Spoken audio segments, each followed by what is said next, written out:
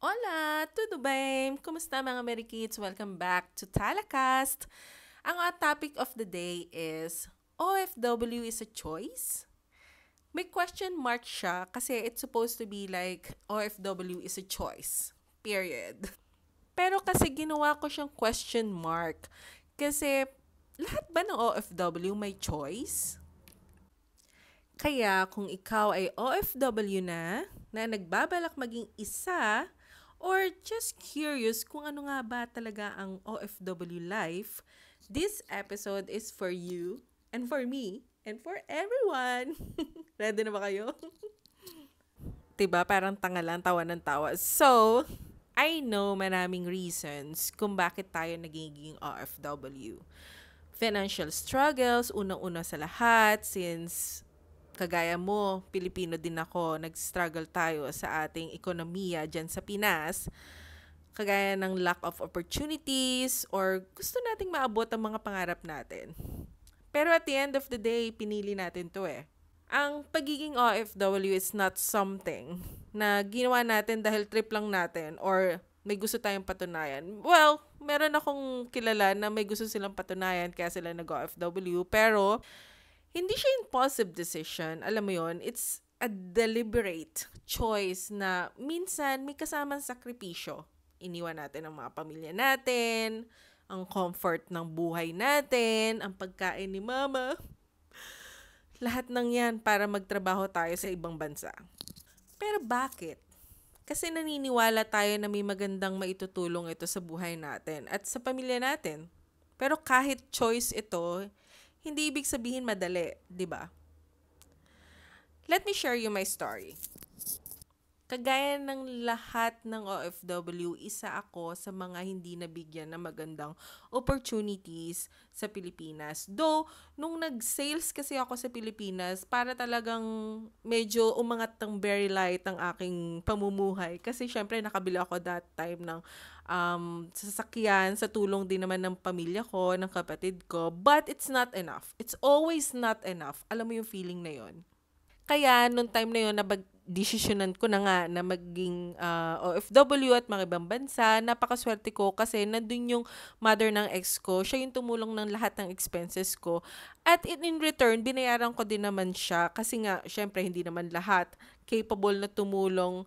At saka hindi din naman niya ako siningil. So, sabi niya kung kailan meron ako. So, utay-utay. Kasi, 'di ba, kung hindi dahil sa kanya baka nag-loan na lang din ako tapos ganun din, i-installment ko din siya. Pero sa kanya, parang napaka-easy, convenient kasi pinahiram niya ako, she trusted me. And until now, kaibigan pa rin kami. So I'm so happy. Pero kung hindi dahil sa kanya, hindi din naman ako makakarating ng Dubai that time.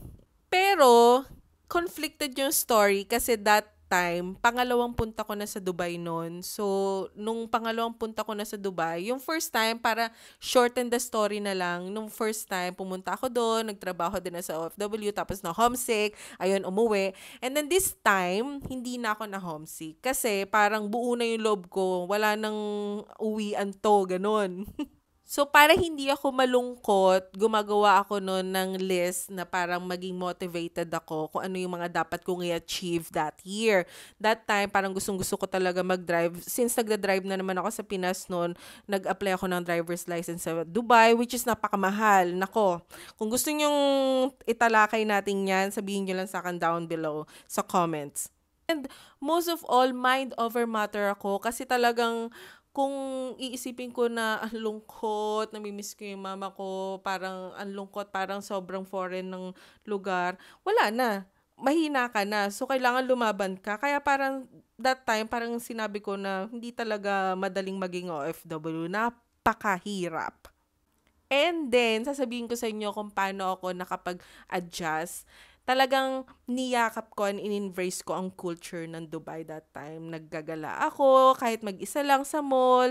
Tapos nagtatry akong kumain ng mga Arabic food, Middle Eastern cuisine. Talaga namang nasanay ako. So ngayon, talaga yun na yung main dishes na gusto kong kainin. Medyo medyo alam ko magkakaroon kayo ng issue sa akin pagdating sa Filipino food, pero the best pa rin ang ginataan ng mama ko, pero hindi na din ako masyadong mahilig sa mga Filipino food.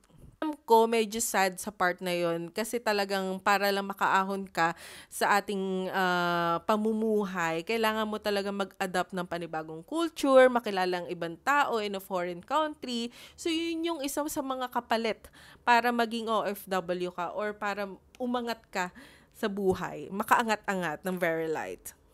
At higit sa lahat, ang OFW ay hindi mayaman. Kumikita kami ng doble or triple compared kung nasa Pilipinas kami, pero the way yung pamumuhay namin is different din. Same din dito sa Europe, parehas din ng pamumuhay. So, hindi kami mayaman. Walang OFW yung mayaman. Alam mo kung sino yung mga mayayaman na OFW? Yung masipag mag-ipon at hindi ako yon. So, ano nga ba ang natutunan ko sa pagiging OFW? Kapag pinili mong maging OFW ka, kasama na dyan ang paglayo sa pamilya at mga kaibigan, walang shortcut. Walang instant na masarap ang lahat. Tapos, ang tanong pa, handa ka na bang i-take ang risk para sa mga nakikinig nito, no? Hindi overnight ang tagumpay. Ako, nagsimula ako bilang receptionist. Akala ko yun na yung pinakamababa. Pero sa bawat trabaho, I learned new skills, built relationships, different kind of nationalities. Ibig sabihin, different kind of nationalities. Yung mga nakilala ko, kaibigan, ka-workmate, nako, baka ibang iniisip mo. And I push myself also, hindi lang puro take risk or building relationship or learning new skills. OFW is not just about sending money home. Isa din yan. It's about growing as a person. Kahit anong ganda ng lugar mo abroad, iba pa rin ang Pinas, I must say. Yung mga simpleng bagay, taho, jeepney, syempre, ulam ni mama. So, yun yung hindi mo makikita sa ibang bansa. Pero ang pagiging OFW is also about finding a way to balance that longing with your goals. Kapag mahirap na, kapag parang gusto mo nang sumuko, balikan mo yung dahilan kung bakit ka nag-umpisa, kung bakit ka umalis sa simula. Alam mo yon, para kanino mo ginagawa to? Anong pangarap mo? That's why it will keep you going. Yan ang kwento ko at ang reflection ko on why OFW is a choice. It's not easy, but it's worth it. If you keep your purpose in mind. O, diba? May pa-English. To my fellow OFW, saludo ako sa inyong lahat. At sa mga nag-iisip maging OFW, tanungin nyo muna yung mga sarili nyo. Handa na ba kayo? Kaya nyo ba? Thank you so much mga Marikit. Nag-enjoy ako sa topic na to. So kung meron kayong gustong i-topic, pwede kayo mag-comment down below. If hindi naman, skip nyo na lang. Char. Till next week mga Marikit. Ciao!